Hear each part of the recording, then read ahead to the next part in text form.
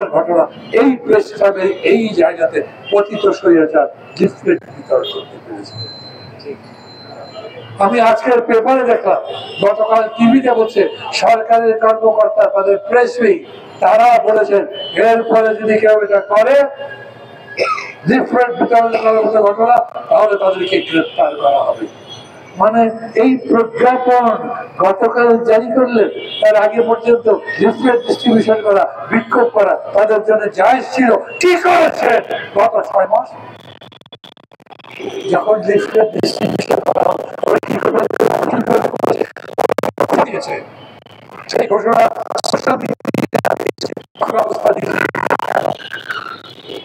নাকি খুবই দ্বিধার মধ্যে আছে। কি করবো দেখি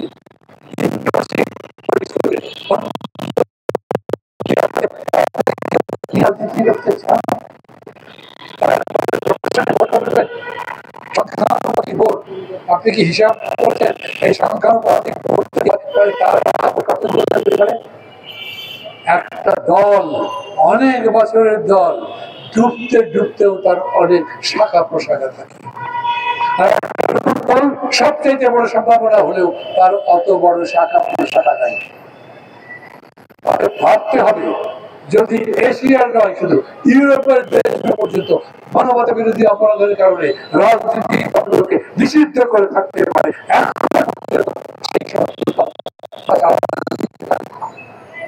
আমাদের দেশে তাদের জন্য যদি এমন হতো ওই দল বুঝতে পেরে থাকতো যে তার অন্যায় করেছে, মানুষের কাছে বলতো আমরা একটা সুস্থির রাজনীতি, ভালো রাজনীতিতে ফিরে আসতে চাই, আমাদের সুযোগ দেওয়া হোক, সেটা একটা কথা ছিল। কিন্তু এই যারা আন্দোলন তাদেরকে ক্ষমতায় থেকে সরিয়ে দিচ্ছে তাদেরকে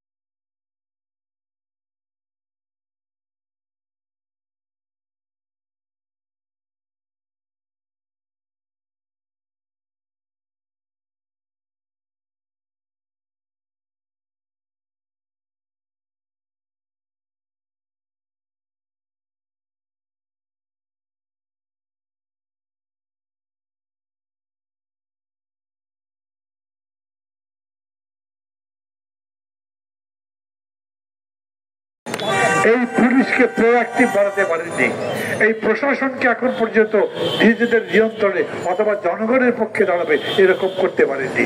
তাই ভয় পাওয়া স্বাভাবিক। তাড়াতাড়ি ভোট দিয়ে আপনারা মান সম্মানের সাথে চলে যেতে পারবেন। আর যদি এমন হয় সংকট বাড়তে থাকে, প্রশাসন সামলাতে না পারেন, আন্দোলন সামলাতে না পারেন, মানুষের বিক্ষোভের কোনো জবাব দিতে না পারেন, আজ পর্যন্ত সরকারের পক্ষ থেকে সরকারের একজন মুখপাত্র নাই, তাই যিনি পরিস্থিতির উপরে ব্যাখ্যা দেবেন। কথাবার্তা লম্বা হয়ে যাচ্ছে, কিন্তু আমি বলি আপনাদের কাছে আমাদের সবার দায়িত্ব আছে। আমরা মনে করি, আমি মনে করি যে আজ এই সরকার ব্যর্থ হলে সেই ব্যর্থতা আমারও হবে। আমি মনে করি আজকে যদি কোনোভাবে সরকার কোনো জায়গাতে বড় ধরনের ভুল করে সেটা আবার পকেটে যাবে না, যারা তার বিরোধিতা করে, যারা স্বৈরাচারের পক্ষে তার পকেটে যাবে। অতএব আমি চাই সরকার যত ভালোভাবে তার দায়িত্ব পালন করতে পারে। সমালোচনা মানেই গালাগালি নয়, সমালোচনা মানে আপনাকে শুধরাবার পরামর্শ দেওয়া, এবং সেই লক্ষ্যেই বলতে চাই, আবারও বলি, তৌহিদের হত্যাকাণ্ডের উপরে আপনাকে কথা বলতে হবে। ওই পরিবারের মনোতুষ্টির জন্যে, তার সন্তুষ্টির জন্যে, জনগণের কাছে জবাব দেওয়ার জন্য আমরা যারা আন্দোলন করছি, কালকে যে আমাদের কাউকে উঠিয়ে চলে যাবেন না, তারপর আমাদের শরীরে রক্তাক্ত আঘাতের চিহ্ন নিয়ে এই ঢাকায় কিংবা কোনো জায়গাতে রাস্তায় পড়ে থাকবো না, এই যতগুলো মানুষ আছে সেই গ্যারান্টি চাই, আপনাদের কাছেই চাই। নিশ্চিত মৃত্যুর, স্বাভাবিক মৃত্যুর গ্যারান্টি চাই। এই কথা বহু বছর আগে নির্মল সেন লিখেছিলেন। আজ আমি একই কথা বলি, আপনার সরকারের আমলে এই দাবি আবার তুলতে হবে, এটা প্রত্যাশা ছিল না।